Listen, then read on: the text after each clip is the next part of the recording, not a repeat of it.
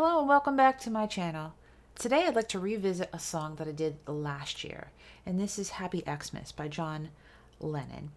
If you are not subscribed already, please click that red subscribe button and also click that little bell next to it so you are notified anytime I have a new video ready for you.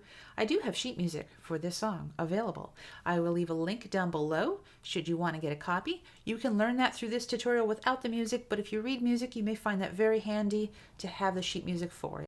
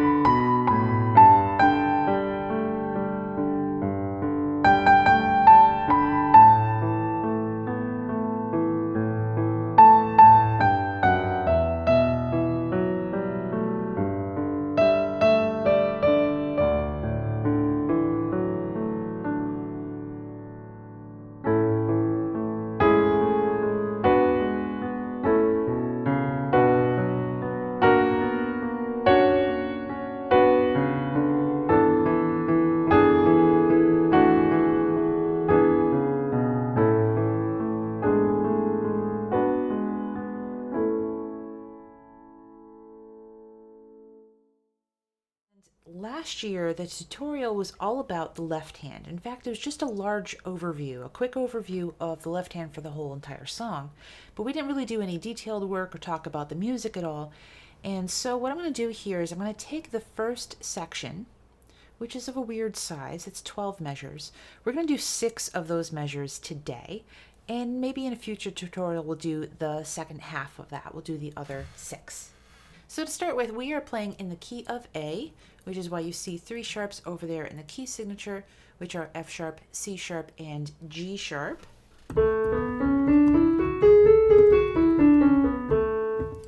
And we're in the time signature of 12/8. Think of 12/8 really as a 4/4. It's just the 4 beats are in triplets rather than regular duplets. So you can see easily with the left hand part, you'll have 4 sets of triplets in the left hand. Those are the 12/8 notes that make up 12/8.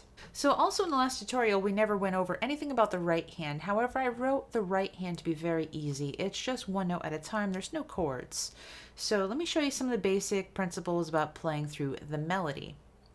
Now the first part of the melody here starts off with notes that really outline the A major chord, which are E, A, and C sharp. We're just going to have a B in there too. It's sort of like stepping from one scale tone up to another. So it's going to start with A, B, C sharp, A, down to E. So it's all about this A chord.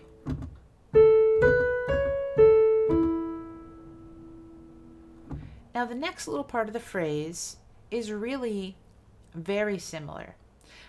Instead of notes that are going to suggest an A chord, it's moving to a new chord, which is B. So this phrase is going to end with a B. So E, A, B, C sharp, B.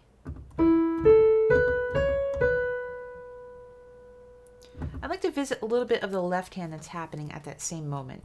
The left hand starts off with A major right in the first measure, and it's going to move over to B minor next door. So that's the part of the phrase that we're working with, from A going to B minor. Now there's some little detail work in here, but I'm just going to leave it as open power chords for now, just for the sake of putting the notes hands together really easily right away. I like to do this and kind of break down the music and simplify it first.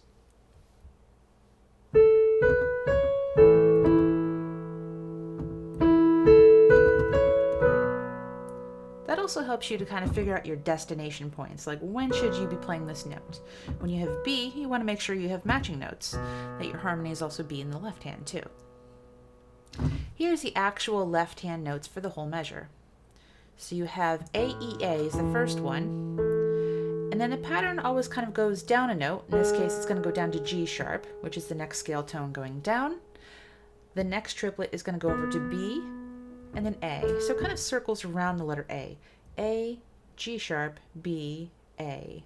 A, G sharp, B, A. And we're just going to move over one more chord, so just across the bar line to our B minor. I like to include something that happens after the bar line because usually that's kind of your destination. The first beat of a measure is always the strong beat of the measure, so when you're practicing, you don't want to just stop at a measure line. Most of the time, you just want to cross over that measure line and get to where the music is destined to get to in the next measure. Here are the two hands together. I'm going to start by playing it very slowly. I may play it a couple of times so you hear it at different speeds.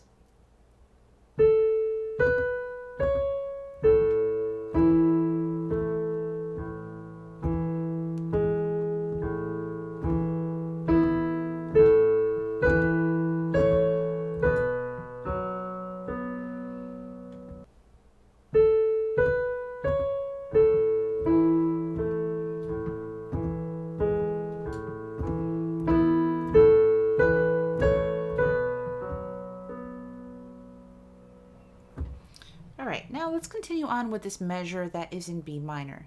The next set of notes are actually straight out of B minor still. B minor has the letters B, D, and F sharp. We're going to have those three letters this way, where the F sharp is on the bottom, the B is in the middle, and the D is up top. And again, we're going to have that stepping tone in between these notes. So it's going to go from B to C sharp, which is a scale tone, and then D. So you have F sharp, B, C sharp, D, and we're going to move back down to C sharp, B. So it's just really outlining that B minor right there.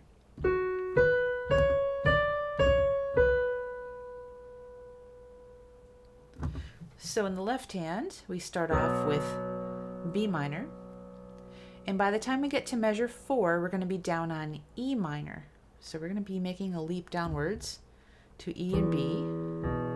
This is actually a really huge stretch on this beat, but we're going to do this. What I like to do with this one is I'm going to let go of my pinky, swing over, and hit the A. So it's a big stretch. And really, these are the only two fingers you're going to be able to do this with. I suppose you can try third finger. There's nothing wrong with that. We just more commonly do something like this. So here is the left hand simplified with the right hand.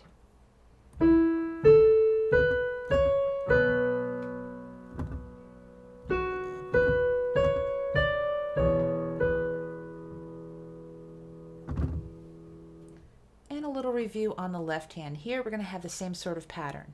The first one has B at the top. The second one moves down by a half step. Then it's a step above the B and back to B. So you're circling around the B. B, A sharp, C sharp, B.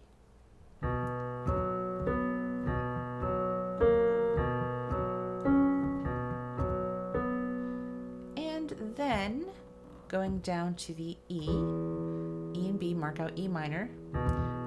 You have that A way over here that you need to get to. I'm going to start playing the left hand from measure 3 first, and then I'm going to bring in the right hand toward the end of the measure.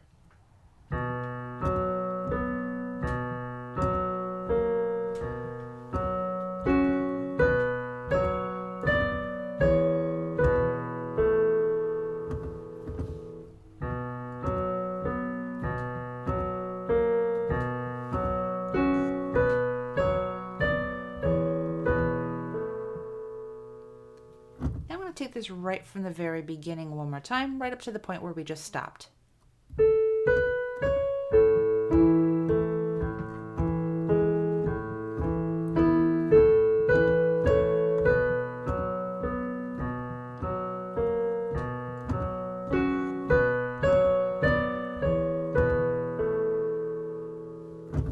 right, let's pick up in measure 4.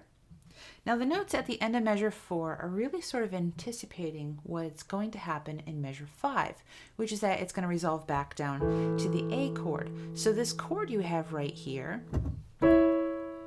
which is E, C sharp, and E, is really kind of a prelude to the next measure where you have this A chord. The A is kind of what completes it. And that's where you land, right in the next measure. So you're going to have E, C sharp, E, C sharp, B, A.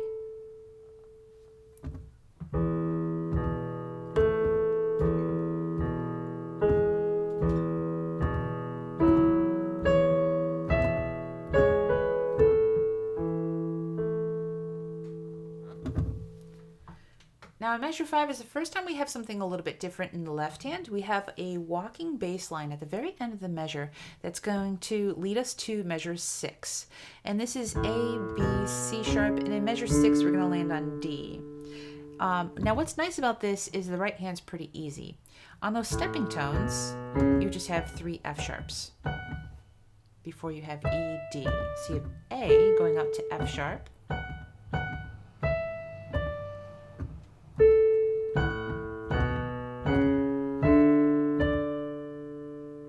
now you might be wondering, finger-wise, how do you do that? Because when you step up, even if you use fingers 5, 4, 3, if you land on 2 on the D, you kind of don't have enough fingers left over to finish the pattern. One thing you want to make sure is when you land on D, you land on D with 5. So maybe you want to do 5, 4, 3, hop over to 5. So that way you can pick up that big D chord that happens in measure 6.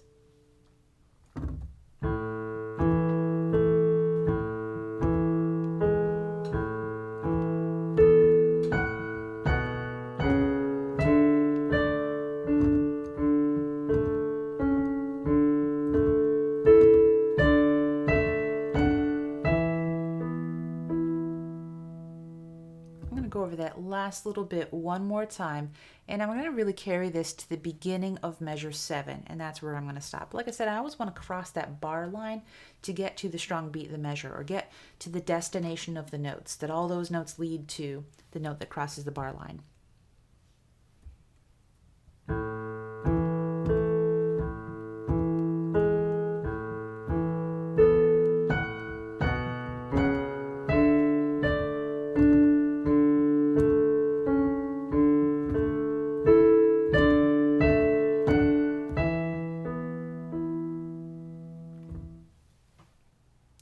I really hope you enjoyed this tutorial on the first 6 measures of Happy Christmas by John Lennon. If you are interested in the next part, please leave that down in the comments, and I'll be sure to make a video on that very soon for you.